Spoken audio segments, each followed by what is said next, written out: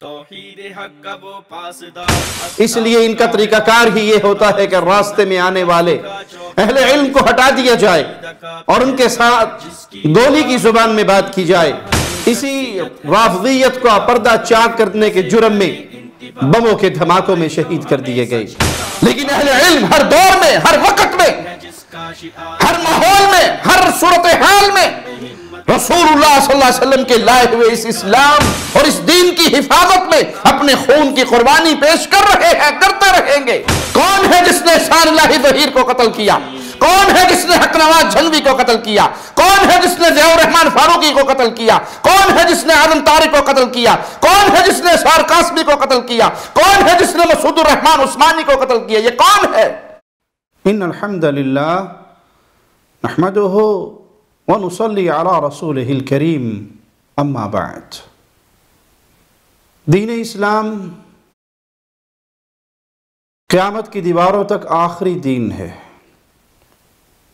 محمد کریم صلی اللہ علیہ وسلم پوری انسانیت کی طرف اللہ کی طرف سے بھیجے ہوئے آخری نبی ہیں۔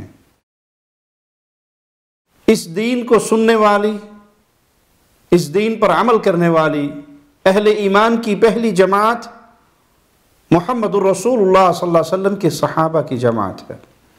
دشمنان صحابہ اس بات کو جانتے ہیں کہ اگر ہم صحابہ کی شخصیات کو داغدار کرنے میں کامیاب ہو جائیں گے تو حقیقت میں ہم اسلام کی سفید چادر کو داغدار کرنے میں کامیاب ہوں گے۔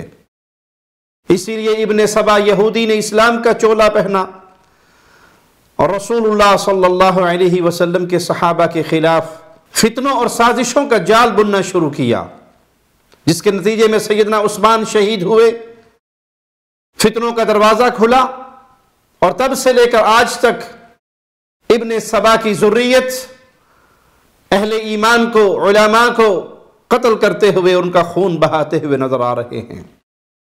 زیادہ پیچھے نہ جائیں، ماضی قریب میں جھانک کر دیکھیں تو علامہ احسان اللہ ظہیر اسی رافضیت کو پردہ چاک کرنے کے جرم میں بموں کے دھماکوں میں شہید کر دیے گئے۔ رافضیت کے یہ سپوت جانتے ہیں کہ یہ علماء کی جماعت ہمارے چہرے سے اہل بیت کی ناموس اور اہل بیت کی محبت کی جھوٹی چادر کو نوچ کر ہمارا اصل چہرہ عوام کے سامنے رکھتے ہیں، ہمارے کفر پر کھلے دلائل دیتے ہیں۔ اس لیے ان کا طریقہ کار ہی یہ ہوتا ہے کہ راستے میں آنے والے اہل علم کو ہٹا دیا جائے اور ان کے ساتھ گولی کی زبان میں بات کی جائے۔ حالانکہ علماء ان ظالموں کے کفری عقائد کو ان کی اپنی کتابوں سے واضح کرتے ہیں۔ وہ کسی پر گولی چلانے کا حکم نہیں دیتے، نہ گولی چلاتے ہیں، نہ علماء کی زبان گولی کی زبان ہے، ان کی زبان تو دلیل کی زبان ہے۔ لیکن جب دلائل کے سامنے ابن سبا یہودی کی یہ ذریت خاموش ہو جاتی ہے، پھر ان کے پاس آخری ہتھیار کے طور پہ گولی کی زبان باقی بچتی ہے۔ اور معاملہ احسان اللہ ظہیر پر رکا نہیں۔ احسان اللہ ظہیر کے بعد قربانیوں کا یہ طویل سلسلہ چلتا رہا۔ حق نواز جھنگوی، ضیاء الرحمن فاروقی، مولانا اعظم طارق، اور اب کل ہی مولانا مسعود الرحمن عثمانی اس دار فانی کو چھوڑ کر آخرت کی منزلوں کی طرف روانہ ہو گئے۔ سمجھنے والوں کے لیے یہ بہت بڑی دلیل ہے کہ عالم پر عالم قتل ہو رہا ہے، اپنے خون کا نذرانہ پیش کر رہا ہے، لیکن رافضیت کے کفریہ عقائد کو ننگا کر کے عوام کے سامنے بیان کرنے سے باز نہیں آ رہے۔ یہ ہمارا بڑا مضبوط مقدمہ ہے، اور اس مقدمے کی بڑی مضبوط دلیل ہے کہ تم گولی کی زبان استعمال کر کے علماء کے خون سے اس زمین کو سیراب تو کر سکتے ہو، علماء اپنا خون نچھاور تو کر سکتے ہیں، لیکن وہ تمہارے کفریہ عقائد کو بیان کرنے سے باز نہیں آ سکتے۔ وہ تمہارے چہرے پہ پڑی ہوئی اہل بیت سے محبت کی جھوٹی چادر کو نوچ کر، اتار کر، پھینک کر تمہارے حقیقی چہرے کو سامنے رکھتے ہیں کہ تم محمد الرسول اللہ کے صحابہ کے دشمن ہو، تم اہل بیت کے دشمن ہو، تم قرآن کے دشمن ہو۔ یہ علماء قربانیاں دے کر اپنے پاکیزہ لہو سے اس زمین کو سیراب کر کے قیامت تک آنے والوں کو پیغام دے رہے ہیں، ہم اپنی جانیں قربان کرتے رہیں گے، لیکن سیدنا علی کی عبادت کرنے والے، سیدنا علی کے بارے میں یہ عقیدہ رکھنے والے کہ اس نے زمین بنائی، آسمان بنائی، جنت بنائی، جہنم بنائی، علی اور اللہ میں یہ فرق ہے جیسے تم شیشے کے سامنے کھڑے ہو، وہ عرش پہ علی ہے، یہ فرش پہ علی ہے، جو اس طرح کا کفری عقیدہ رکھے گا ہم اس کے کفر کے عقائد کو ڈنکے کی چوٹ پہ بیان کریں گے۔ جو یہ عقیدہ رکھے گا ارتد الناس بعد النبی الا اربع، سوائے 4 کے باقی سارے صحابہ مرتد ہو گئے تھے، اس کے کفری عقیدے کو ڈنکے کی چوٹ پہ بیان کیا جائے گا۔ جو یہ کہے گا کہ یہ قرآن تبدیل شدہ ہے، اصل قرآن امام غائب کے پاس جس کی 17,000 آیات ہے، ہم اس کے کفر کے اس بد عقیدگی کو ڈنکے کی چوٹ پہ ننگا کرتے رہیں گے۔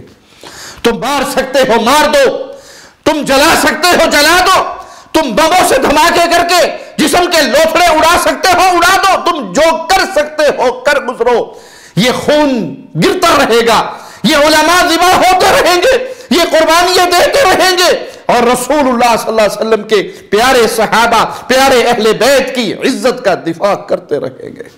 رافضیت اس بات کو بھول جائے کہ یہ موت، یہ شہادتیں، یہ قربانیاں ہمارے مشن سے ہمیں روک دیں گی۔ یہ تو مشن میں روح پیدا کرتی ہے، یہ تو جذبوں میں ولولے پیدا کرتی ہیں۔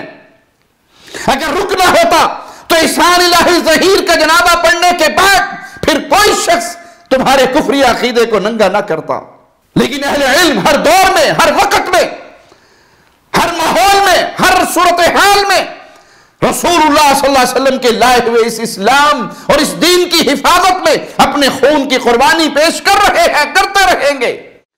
یہ تقیہ کی چادر تمہاری زیادہ دیر چلنے والی نہیں، اور یہ تمہاری جھوٹی باتیں اب لوگوں کے دلوں پہ اثر نہیں کرتی۔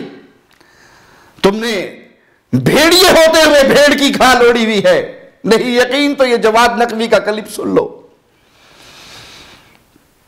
جس میں یہ رونا رو رہا ہے، دہشت گرد کہیں تنظیموں میں شامل ہو کر جیت نہ جائیں۔ یہ بات میری یاد رکھیں سبھی، ابھی لکھ لیں کہ یہ انتخابات پاکستان کے لیے باقی تمام انتخابات کی نسبت زیادہ تباہ کن ثابت ہوں گے، چونکہ جس طرح کی فضا ہے اس وقت موجود اور جس طرح کی انجینئرنگ ہو رہی ہے اور جس طرح آنے والے دنوں کے لیے سوچا جا رہا ہے، خوفناک نتیجہ ان انتخابات کا ہوگا۔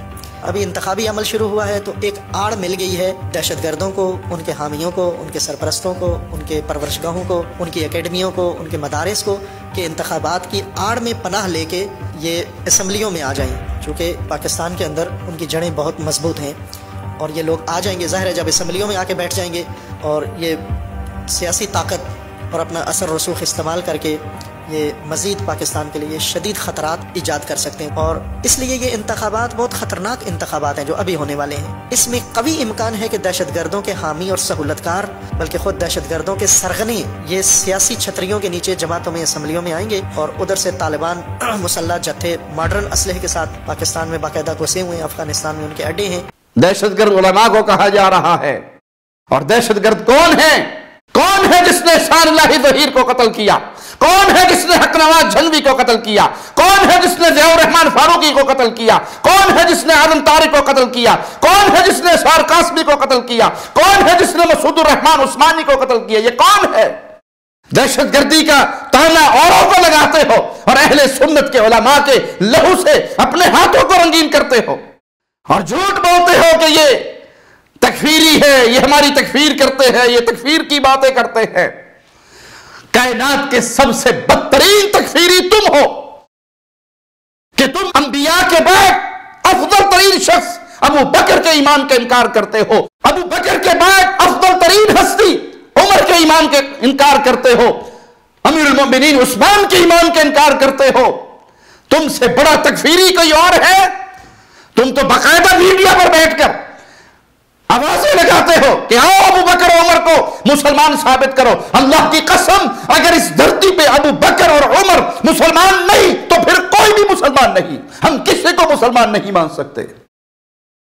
تم نے نبی کریم صلی اللہ علیہ وسلم کے صحابہ کی جماعت کا، ان کے ایمان کا انکار کیا، تم سے بڑا تکفیری کوئی اور ہوگا؟ اس کائنات کے بدترین تکفیری تم ہو۔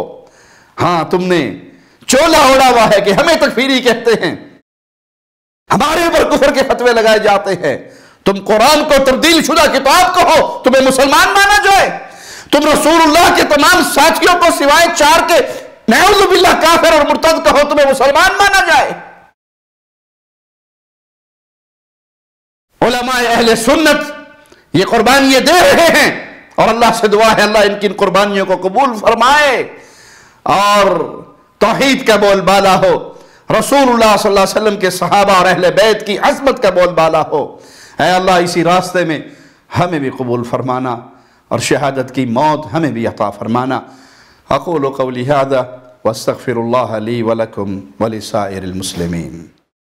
ہر لمحہ قرآن اور سنت کا ترجمان، فضیلت الشیخ توصیف الرحمن.